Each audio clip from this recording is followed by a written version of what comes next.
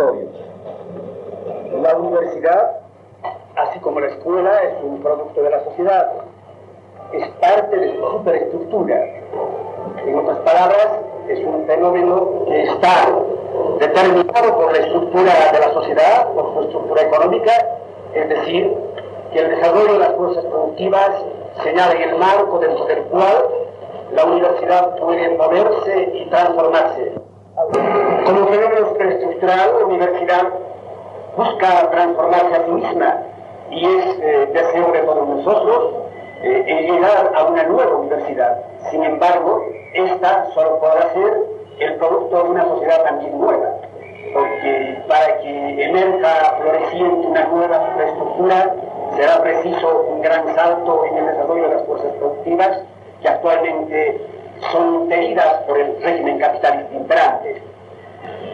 La universidad tiene una tarea específica, ha sido creada para un objetivo concreto en la sociedad: formar de una manera adecuada a los auxiliares en el proceso de la producción capitalista, formar y entrenar a ese equipo de especialistas para el manejo del Estado, a los formadores de la opinión pública.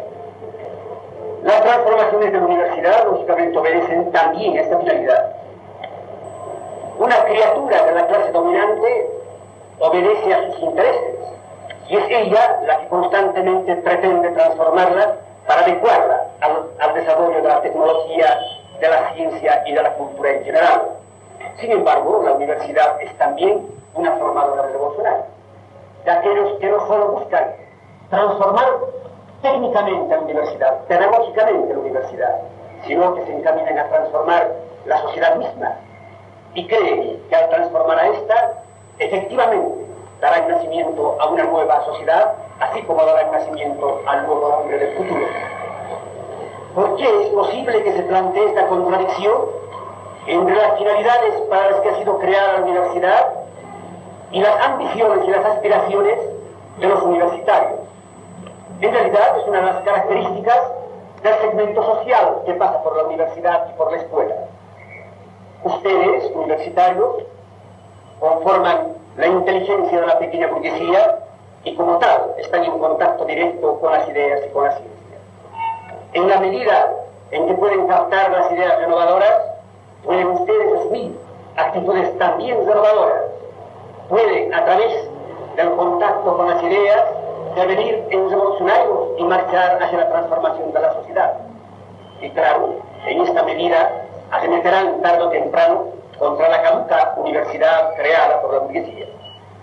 Si decimos que la universidad está enmarcada en el límite creado por el desarrollo de las fuerzas productivas, parecería que es inútil todo intento de transformarla.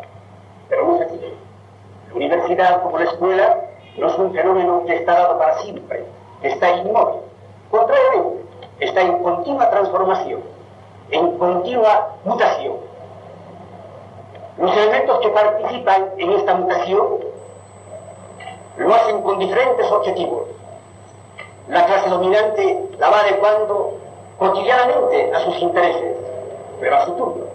Los elementos revolucionarios, los universitarios y los profesores que están seguros que la nueva universidad emergerá de la nueva sociedad, ellos también luchan por estas reformas, pero lo hacen con otra perspectiva. La lucha por la reforma universitaria indudablemente es una tarea útil, pero hay un riesgo. El riesgo de que quienes luchan por la transformación cotidiana de la universidad se queden únicamente en el campo reformista, es decir, elementos que pretenden que con pequeños remiendos es posible crear en la sociedad capitalista la nueva universidad. Y muchos van más lejos. Ellos consideran que la escuela la escuela renovada, puede dar nacimiento al hombre nuevo. ¿Cuál es pues la actitud? La actitud correcta, la actitud progresista y revolucionaria en el problema de las reformas en la universidad y en la escuela. Las reformas son provechosas y todos nosotros estamos obligados a participar en ellas porque pueden permitirnos convertir a la universidad en el canal de movilización de las masas hacia la lucha por una nueva sociedad, es decir, hacia la lucha por la revolución. Pero para esto será imprescindible que sepamos unir o sepamos considerar como una unidad dialéctica, táctica y estratégica, es decir, reforma parcial, progresiva y objetivo revolucionario. En otras palabras, será preciso que las reformas estén subordinadas a esta finalidad estratégica que es la transformación de la sociedad para hacer posible el nacimiento de una nueva universidad. Si nosotros cometemos el error de solamente complacernos en los movimientos tácticos, en las pequeñas reformas, y considerar que por sí mismas son ya una finalidad, que la reforma universitaria es una finalidad en sí, indudablemente olvidamos el gran objetivo estratégico y nos convertimos en meros reformistas. Nos convertimos en aliados indirectos del régimen imperante, que lógicamente es uno de los marcos estrechos que no permiten una verdadera transformación de la universidad, no permiten que la universidad boliviana, por ejemplo, sea capaz de adecuarse totalmente al desarrollo de la ciencia. Algo más, no permiten que la universidad pueda desarrollarse en total coordinación con el desarrollo del país y con sus necesidades consideradas en escala nacional. ¿Qué es, pues, la reforma universitaria, que constituye el tema fundamental de discusión en un ámbito universitario como es esta tribuna? La reforma universitaria ha sido considerada de manera muy defectuosa las más de las veces. Se cree que la reforma universitaria es ya el socialismo. O bien se considera que la reforma universitaria es un fenómeno extraño a la lucha de clases, al fenómeno social, que puede darse una universidad renovada al margen de la política.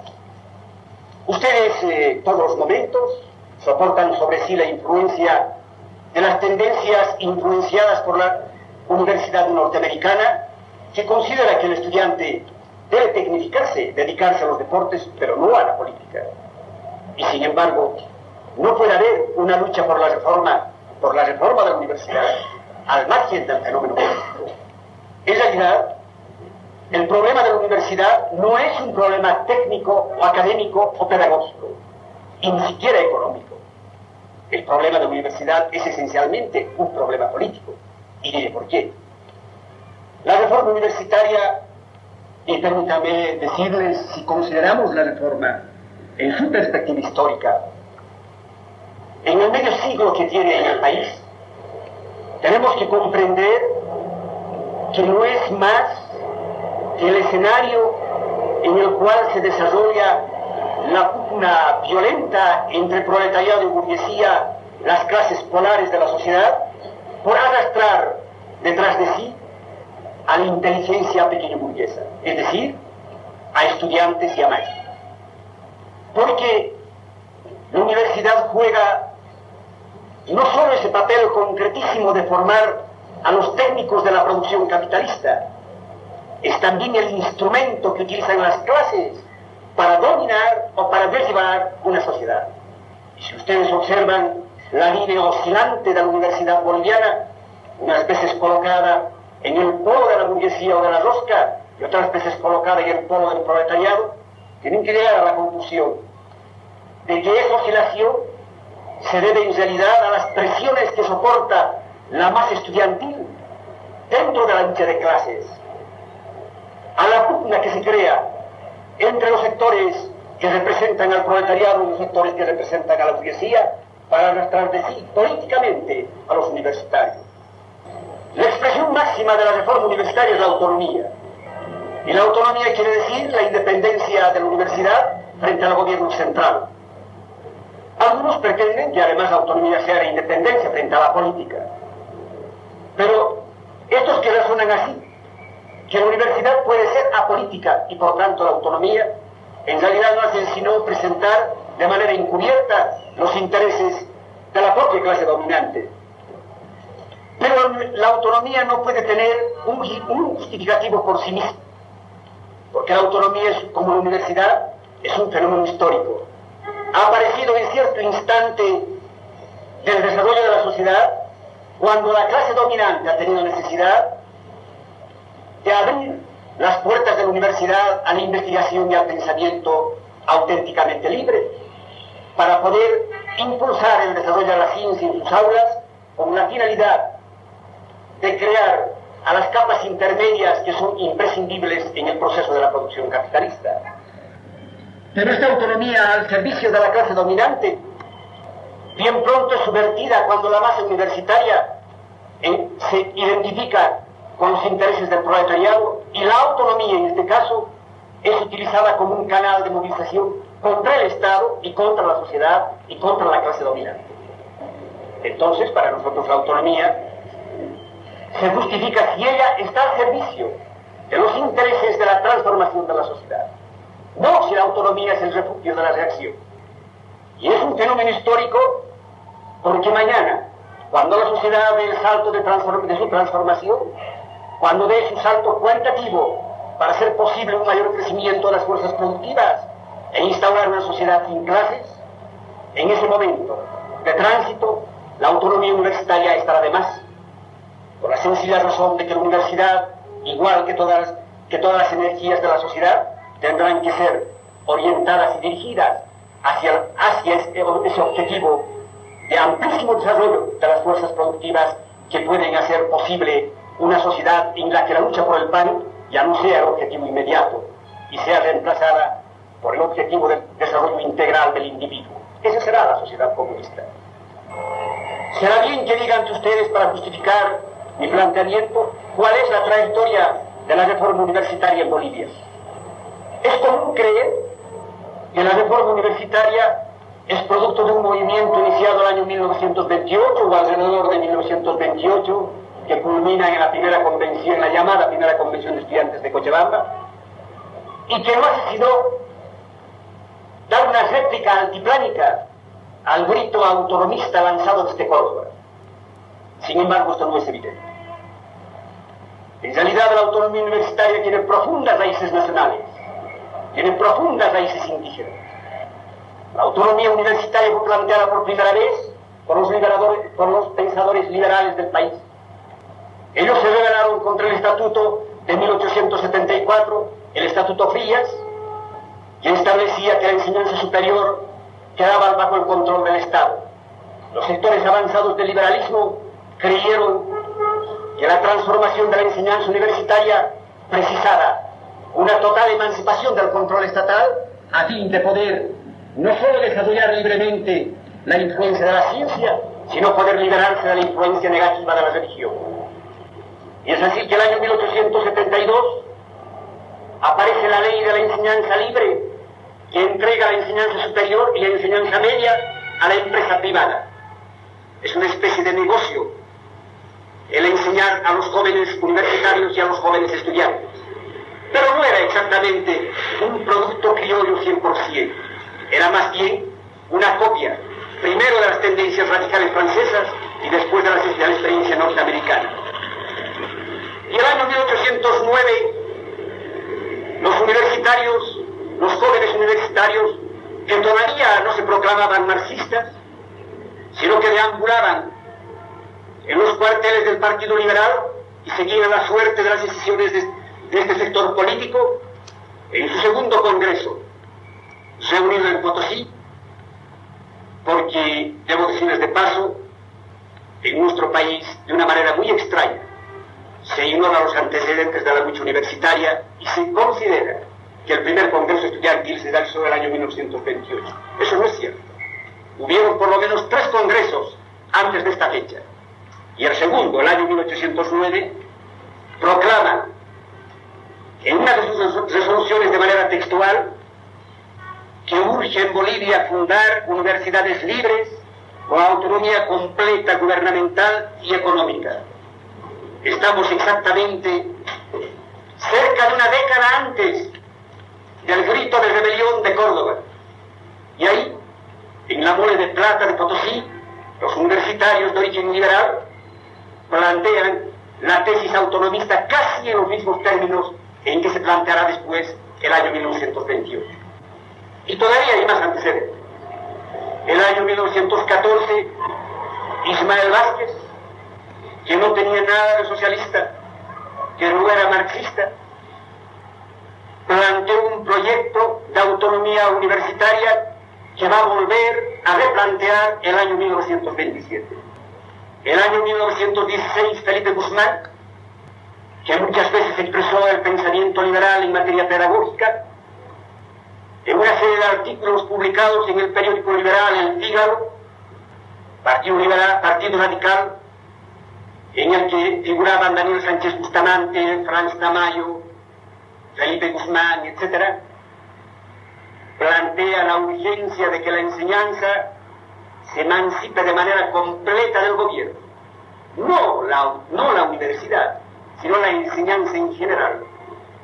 Y cuando el gobierno decretó que un instituto de enseñanza superior de La Paz estuviese regida a las leyes del país, Felipe Guzmán se levantó contra esa medida y dijo que era una actitud equivalente a la pretender imponer desde el Estado la creencia religiosa. Él se levantó airado contra el Estado y su control de la enseñanza y su control de los sentimientos religiosos.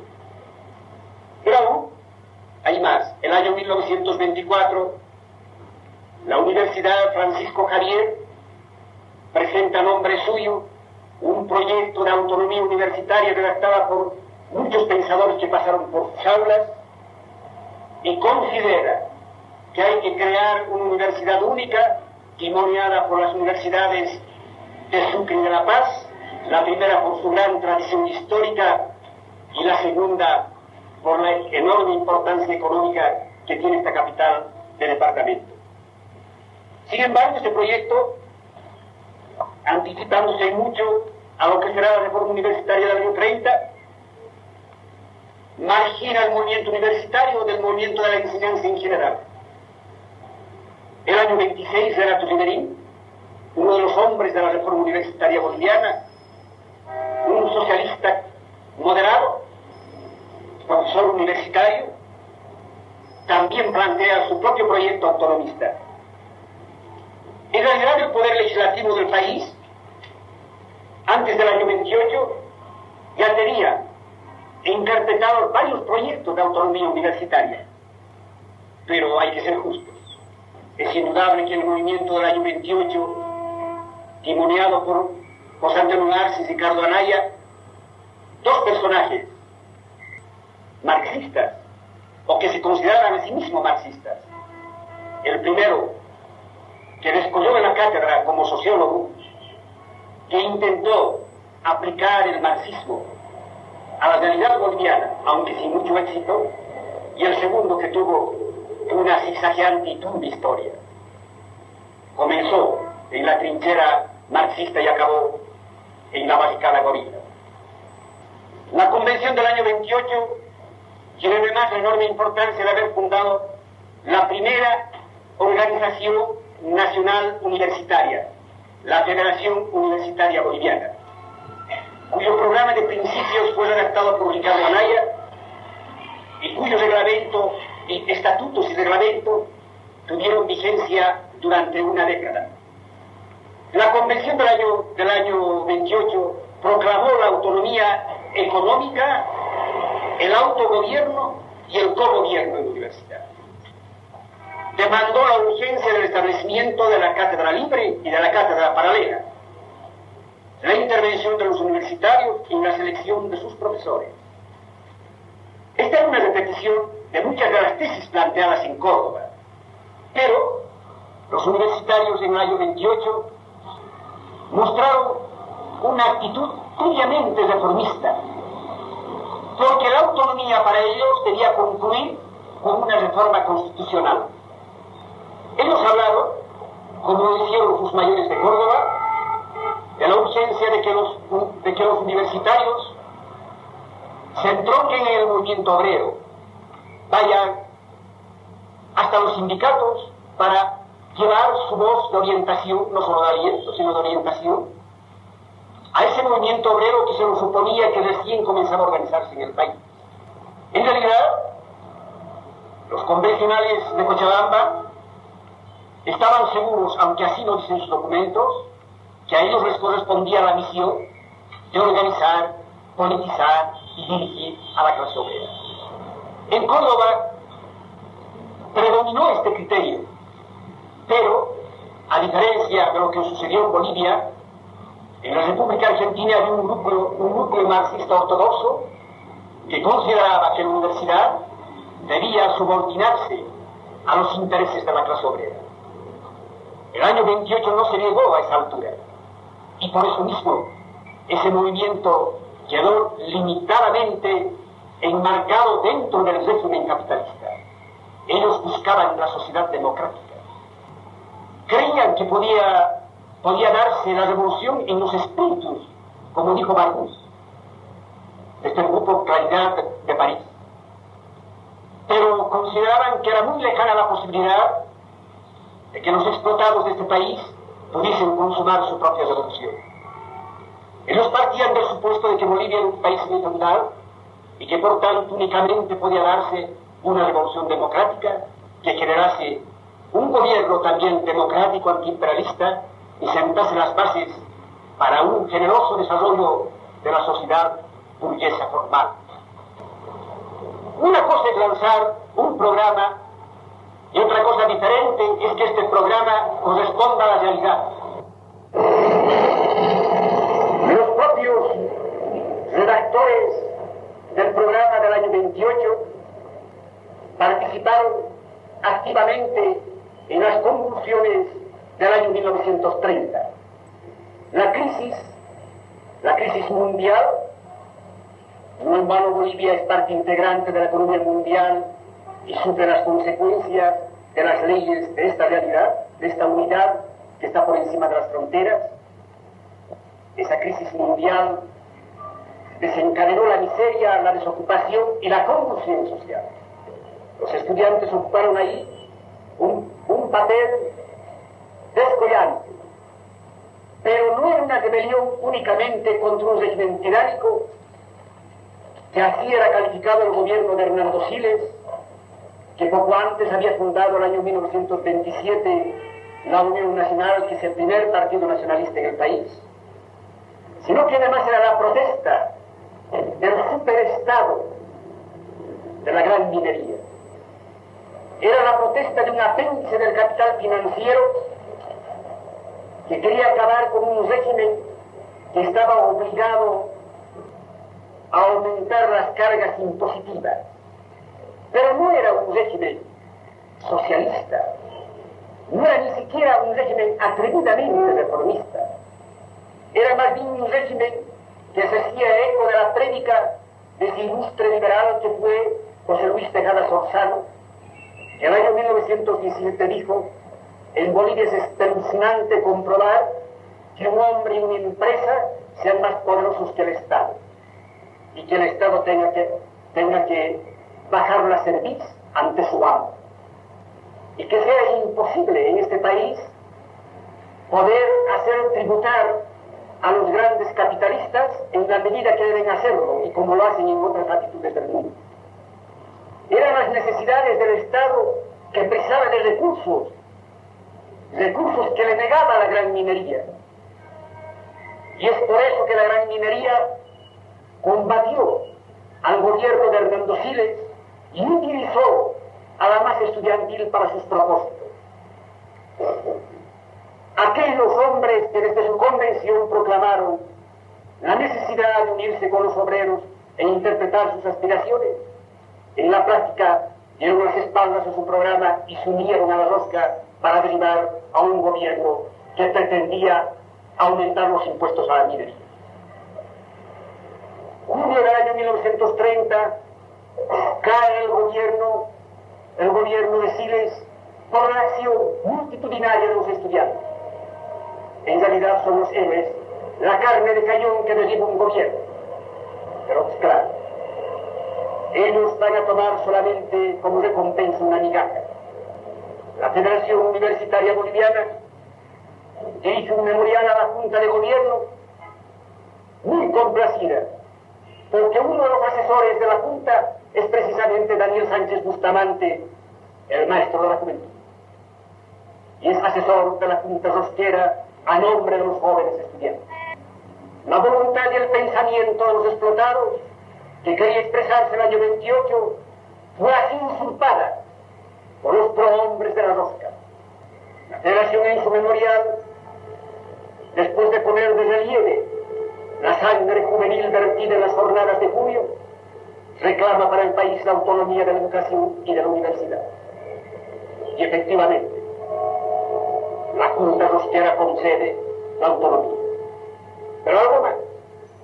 Patiño, complacido por la victoria de la revolución que muchos llamarán la revolución libertadora, y los socialistas, los hombres de izquierda, van a caer en el error, tremendo error, que va a ser la ruina para ellos. Ellos llaman esta revolución dirigida por la rosca la revolución libertadora. Patiño regala el capital inicial para la fundación, para su propia fundación universitaria, la Fundación Universitaria Simón y Patiño, destinada a ayudar a los estudiantes bolivianos, a los mejores, a capacitarse en el exterior. Es el obsequio que da el hombre del superestado a los jóvenes universitarios que regaron con su sangre las calles pasetas. Ahí tienen ustedes un ejemplo de cómo la burguesía puede, y generalmente lo hace, arrastrar a la masa estudiantil detrás de sus propios objetivos. Los estudiantes de la Universidad Autónoma no son revolucionarios por mecánica, no adoptan posiciones justas porque están dentro de la Universidad Autónoma. La Universidad Autónoma, como demuestra la historia, puede también ser el baluarte de la contrarrevolución, y lo ha sido muchas veces. El año 1900, únicamente democráticas y burguesas. Y la universidad, si pretende jugar un rol positivo en el acontecer histórico, no tiene más remedio que seguir el camino trazado por la clase obrera. La severa crítica, no solo del periodo del año 28, 29 y 30, sino la crítica del rol de la juventud de los intelectuales en la postguerra chaqueña, cuando los socialistas, los Arce y los Anaya, se sumaron a los gobiernos militares, al gobierno de Tony de Bush, y al primero llamaron alborozados el gobernante socialista. La Junta Militar de Toro se llamó la Junta Militar Socialista. Ellos fueron asesores de este gobierno.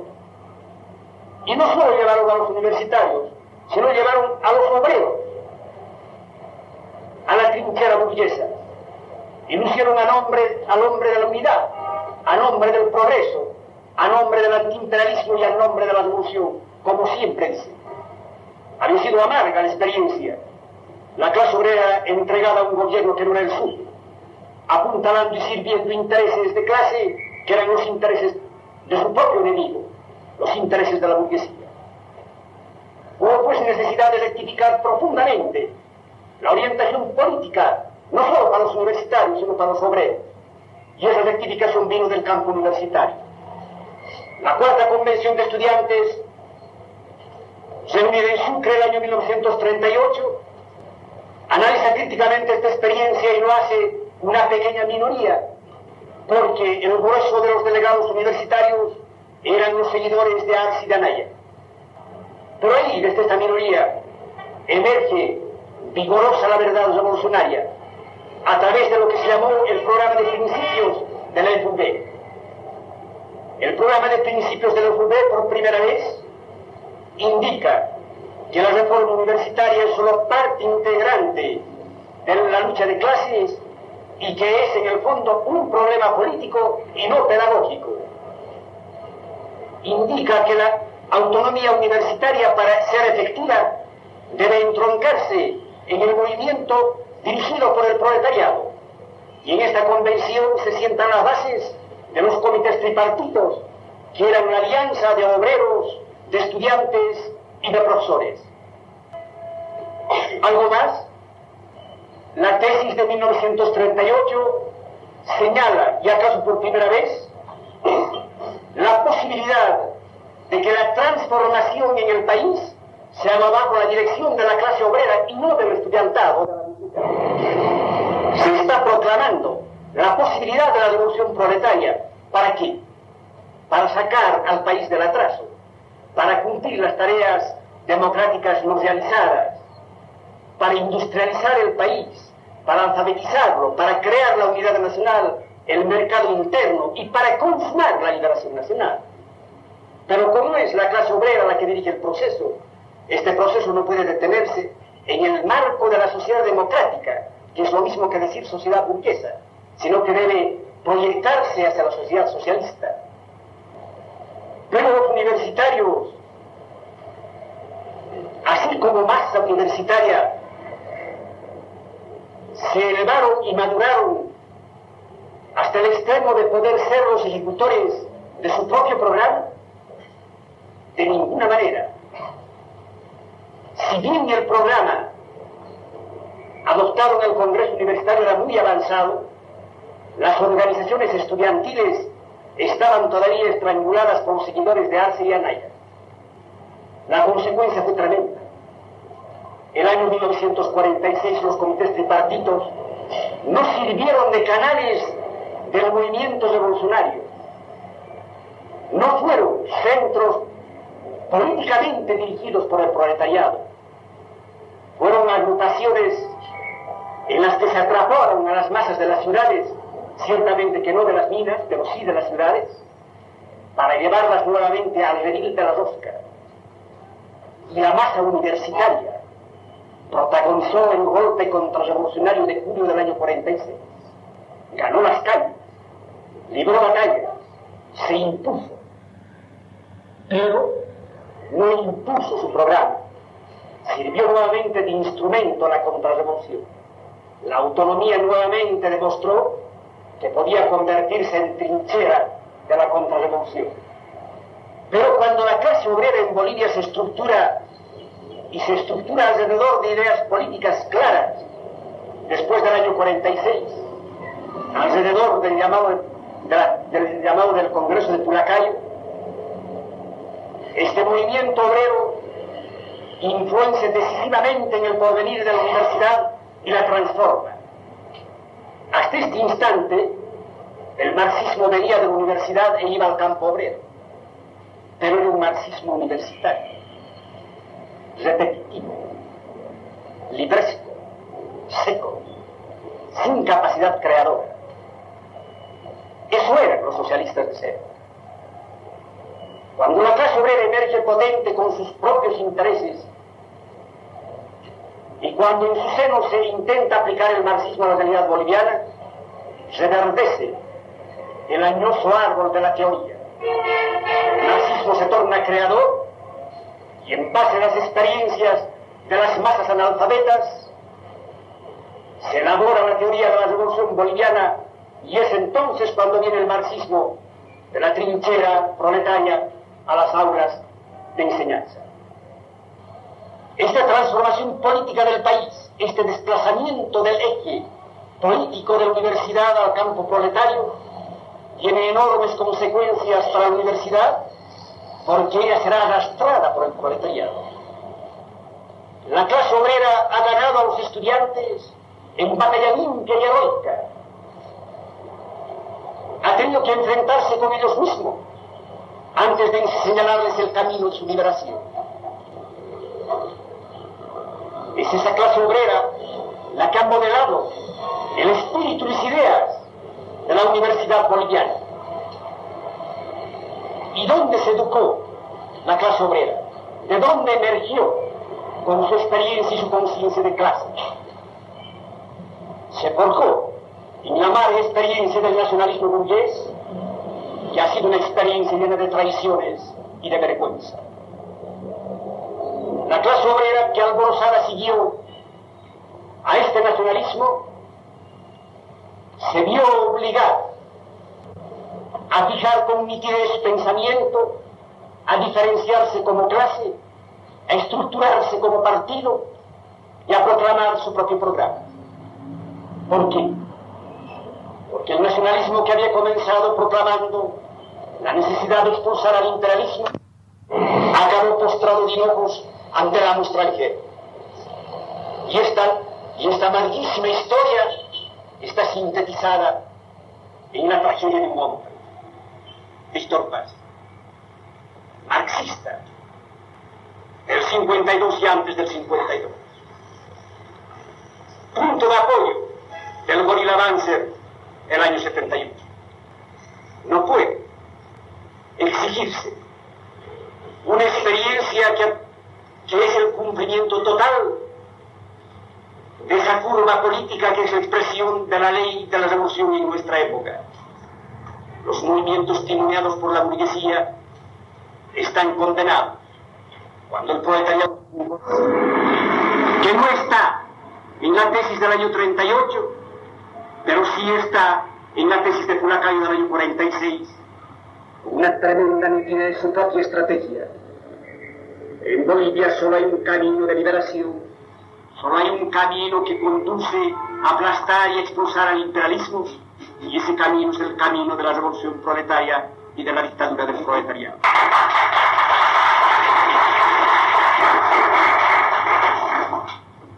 Pero el proletariado de este país atrasado, poco industrializado, es una insignificante minoría.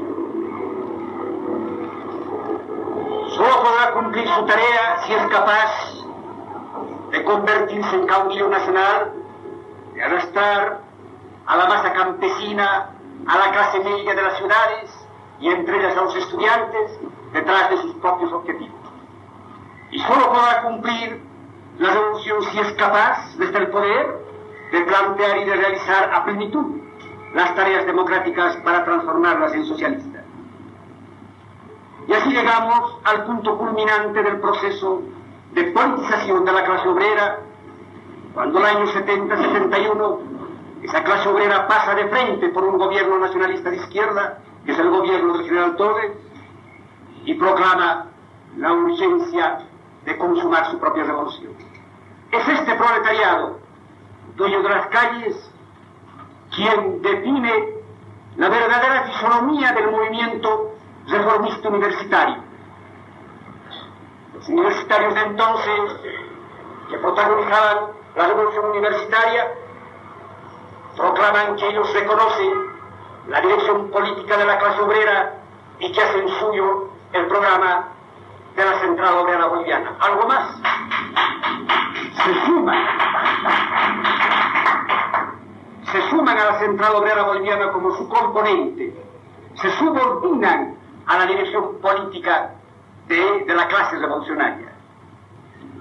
Pero la propia reforma tiene que transformarse. Hasta este momento se consideró que la autonomía no sería viable si el elemento estudiantil no tuviese participación en el gobierno de la universidad, en el autogobierno universitario. Pero así en la proporción de 1/3, desde Córdoba, desde el año 28 y desde el año 1938. Pero la Universidad Autónoma no había recorrido un camino recto. Algo más. No solo que políticamente había caído en la trinchera de la reacción, sino que internamente se había burocratizado. Había generado camarillas que estrangulaban el desarrollo de la universidad. La universidad no estaba al servicio de los estudiantes, no formaba buenos profesionales,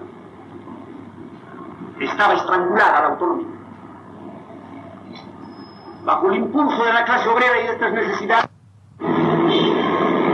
el universitariado boliviano, como caso único en escala internacional, plantea y realiza el cogobierno paritario docente estudiantil. Gobierno paritario en todos los niveles, y los estudiantes teniendo derecho de dar su voto en la elección de sus propios profesores, de sus propios educadores. Lógicamente no en el aspecto de los conocimientos, sino de la orientación política de la enseñanza. ¿Por qué sus universitarios identificados con la tesis política de la COP eran la expresión de los intereses del propio proletariado?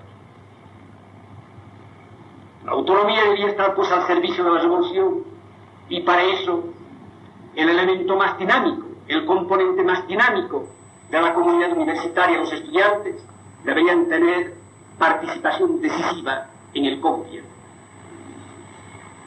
Y la reivindicación es tan importante y ha acabado tan hondo que ustedes, desde todos los planos, proclaman y luchan porque se retorne al cogobierno paritario docente estudiantil, porque es la única forma de la realización revolucionaria de la autonomía. Esta a la mayoría nacional, a la nación oprimida, hacia la conquista del poder político. Y en el seno de la Asamblea se produjo uno de los debates más trascendentales para el estudiantado. Los obreros comprendieron que el estudiantado boliviano había dado las espaldas a todo ese mundo ilusorio, fantasmagórico, que venía de la Europa convulsionada del año 68. Había pasado por encima de todas las teorías que sostenían que la clase obrera dejó de ser revolucionaria y su lugar estaba ocupada por los estudiantes. El proletariado en pie orientó a la masa estudiantil y le enseñó que ella tenía un legítimo director político, un legítimo caudillo, y esa era la clase obrera. Los estudiantes bolivianos estaban pues colocados muy por encima de sus iguales de los otros continentes. Sin embargo, por la propia naturaleza del estudiante, naturaleza de clase, por su composición pequeño burguesa, el estudiantado en la práctica puede frecuentemente desviarse de la táctica señalada por el proletariado en su marcha ascendente. Puede devenir en semillero de grupos aventureros que quieren cortar los necesarios pasos que hay que dar en el obligado proceso de maduración del ascenso revolucionario.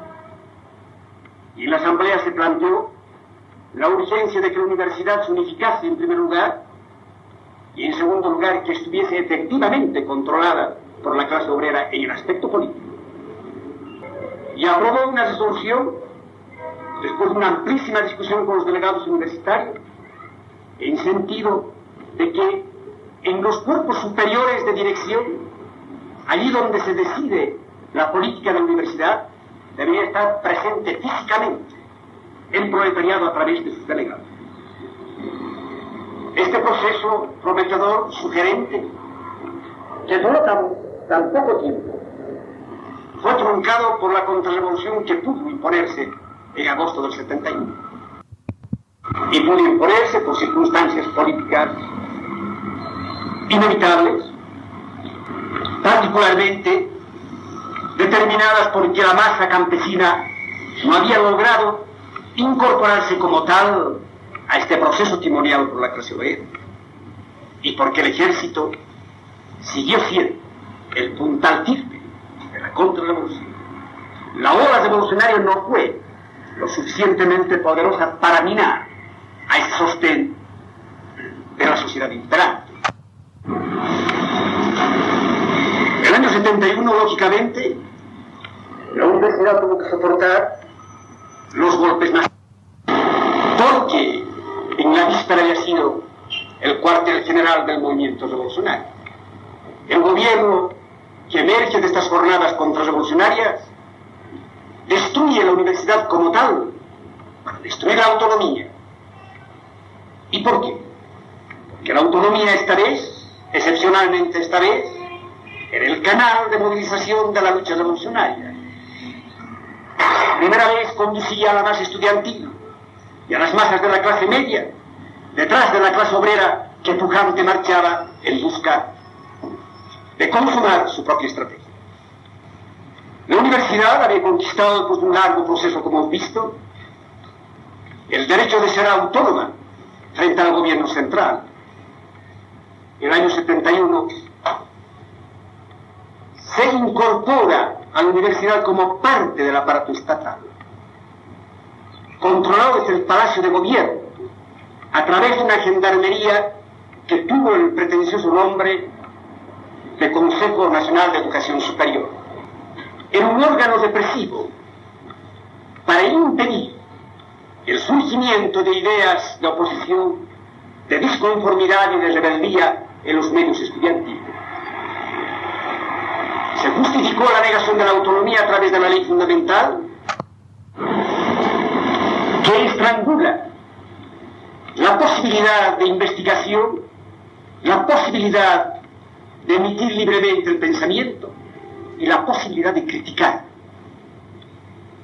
Y en este medio de destrucción de un ambiente democrático en la universidad, se destruyó todo vestigio de cultura y todo vestigio de ideas revolucionarias.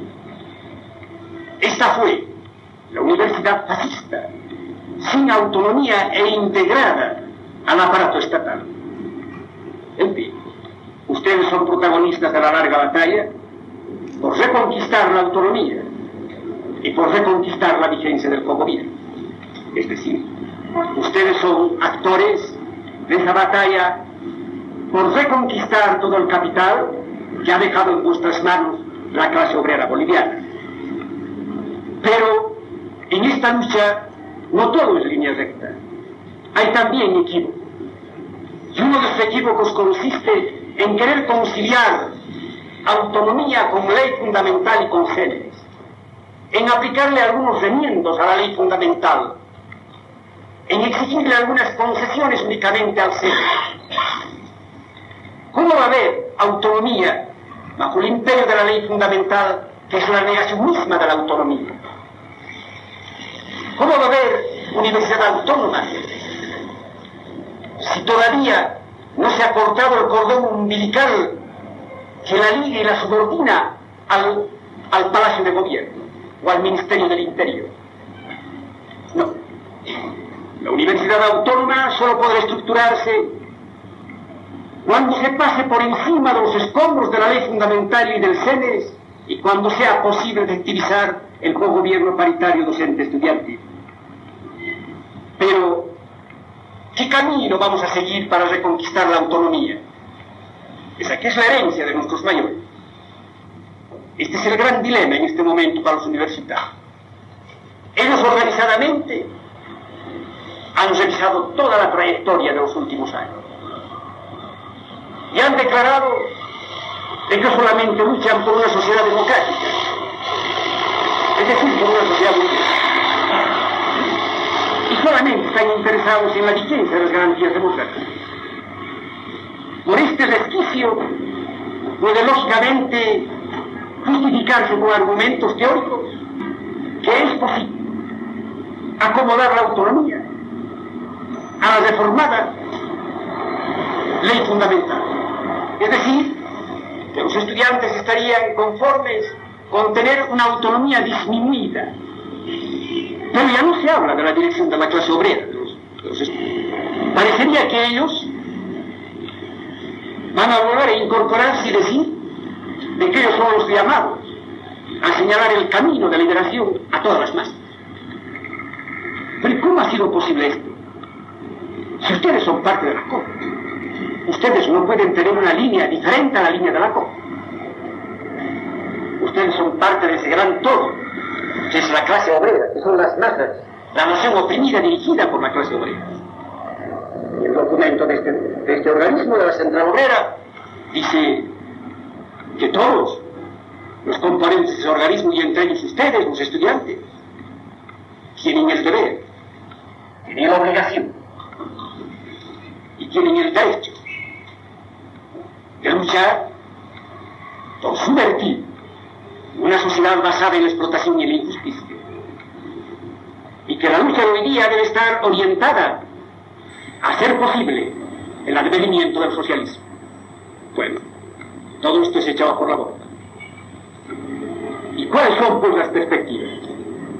Esto ha sido posible porque ustedes, a pesar de su contacto diario con las ideas, a pesar de que tienen acceso al libro y al periódico, sufren como ningún otro sector social las presiones y la influencia de las clases que están fuera de la universidad, de todo el movimiento político. La universidad, en sus grandes sectores, está sufriendo la influencia ahora de toda la izquierda boliviana que se ha desplazado, como tantas veces lo ha hecho en el pasado, hacia la trinchera burguesa. Los que ayer estaban en la Asamblea Popular y en el Frente Antiimperialista timoneado por la clase obrera, ahora están detrás de la burguesía nacional. Entonces las ideas que se levantan contra la tesis central de la COP, las ideas que se levantan contra la propia tradición de los estudiantes, contra lo mejor de su tradición, son ideas de esta burguesía nacional transmitida a través de estas direcciones de izquierda. Ustedes saben mi filiación política. Yo estoy hablando desde una posición minoritaria ahora, pero así, colocado en una posición minoritaria, hago un esfuerzo para ver cuál es la proyección política para el porvenir en este país para ustedes. Y yo estoy seguro que el impulso de rectificación de este error vendrá también de la clase obrera. Ella será la primera, y ahora está haciendo, de desplazarse del polo burgués hacia el polo proletario. Entonces sí, ustedes tendrán la oportunidad de volver a encontrar su verdadero eje.